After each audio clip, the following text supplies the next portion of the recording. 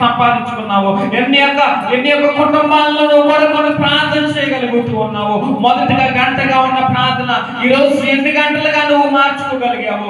మొదటిగా బైబిల్ చదివే వ్యక్తిగా ఉన్నావు, ఈరోజు బైబిల్ పూర్తి చేయడానికి నువ్వు దేవుడిని కృప చూపించాడా లేదా?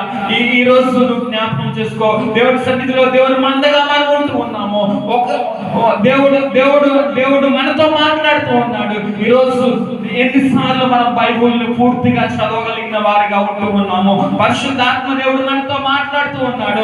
ఆదికాండం నుండి ప్రకటన గ్రంథం వరకు ఎన్ని మార్లు మనం దేవుని యొక్క అధ్యాయాన్ని, దేవుని యొక్క వాక్యాన్ని మనము స్మరణ తెచ్చుకుంటూ ఉన్నాము. ఎన్నిసార్లు ప్రభువుని మనం ధ్యానించి ఉన్నామని పరిశుద్ధాత్మ దేవుడు మధ్యాహ్న కాల సమయంలో మనతో మాట్లాడుతూ ఉన్నాడు. హల్లెలూయా, హల్లెలూయా. పరిశుద్ధాత్మ దేవుడు అడుగుచూ ఉన్నాడు.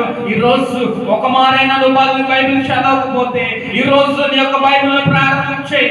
దేవుడి యొక్క ఆశీర్వాదాన్ని, దేవుడి యొక్క కృపను నీ జీవితంలో ఈ దినాన్ని ప్రారంభం చేస్తాడు. హల్లెలూయా. నీకున్న సమయాన్ని ఇగో లోకపు మాటల కొరకు ఉపయోగించుకోవడం కాదు, నీకున్న తలాంతులను లోకపు ఆలోచనల కొరకు ఉపయోగించుకోవడం కాదు, నీ బిడ్డల కోసం, నీ కుటుంబం కోసము నువ్వు ఎప్పుడైతే వేదన కలుగుతావో, ఎప్పుడైతే కన్నీరు కారుస్తావో, దేవుని సన్నిధిలో అసాధ్యమైనది అంటూ ఏది లేదు. హల్లెలూయా, హల్లెలూయా.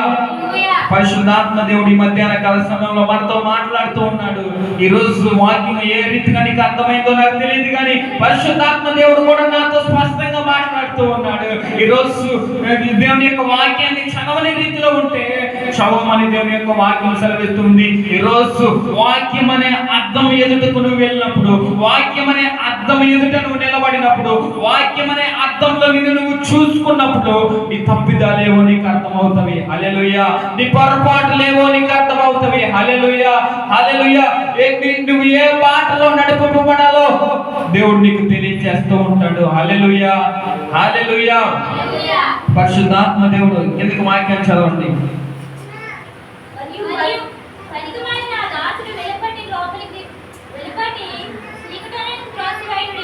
త్రోసివేయండి, అక్కడ ఏడుపును పండ్లు కొరుకుటయు ఉండునని. చాలండి. హల్లెలూయా, హల్లెలూయా. దేవుని వాక్యాన్ని విడిచే వారికి శ్రమలు తోడవుతుంది. హల్లెలూయా. దేవుని వాక్యాన్ని విడిచి తిరిగే వారికి అనారోగ్యం కరువు అవుతుంది. హల్లెలూయా. దేవుని వాక్యాన్ని విడిచిపెట్టి తిరిగే వారి కుటుంబాల్లో సమాధానం కరువు అవుతుంది. హల్లెలూయా. దేవుని వాక్యాన్ని త్రోసివేసి జీవించే వారి కుటుంబాల్లో దేవుడు ఎంత మాత్రం మేలు చేయడానికి ఇష్టపడే వ్యక్తి కాదు. హల్లెలూయా, హల్లెలూయా. ఈరోజు వాక్యం చదవడానికి దేవుడిని కృప చూపిస్తే నువ్వు ఎన్ని మార్లు దేవుని యొక్క వాక్యాన్ని చదవగలుగుతూ ఉన్నావు. ఈరోజు పరిశుద్ధాత్మ దేవుడు మనతో మాట్లాడుతూ ఉన్నాడు. నువ్వు క్రీస్తు కొరకు ఎప్పుడైతే లోపడతావో, క్రీస్తు కొరకు ఎప్పుడైతే నిన్ను తగ్గించుకుంటావో, ఆ సమయంలోనే పరిశుద్ధాత్మ దేవుడు నీ పక్షాన కార్యం చేయడానికి సిద్ధంగా ఉన్నాడు. హల్లెలూయా, హల్లెలూయా. నువ్వు నమ్ముట నీ వలనైతే నమ్మువానికి సమస్తమును సాధ్యమైన దేవుని యొక్క వాక్యం సెలవిస్తూ ఉంది. పరిశుద్ధాత్మ దేవుడి మధ్యాహ్న కాల సమయంలో మనతో మాట్లాడుతూ ఉన్నాడు.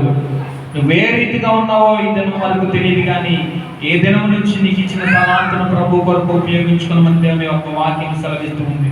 దేవుడి కొద్ది మాటలు దీవించును గాక.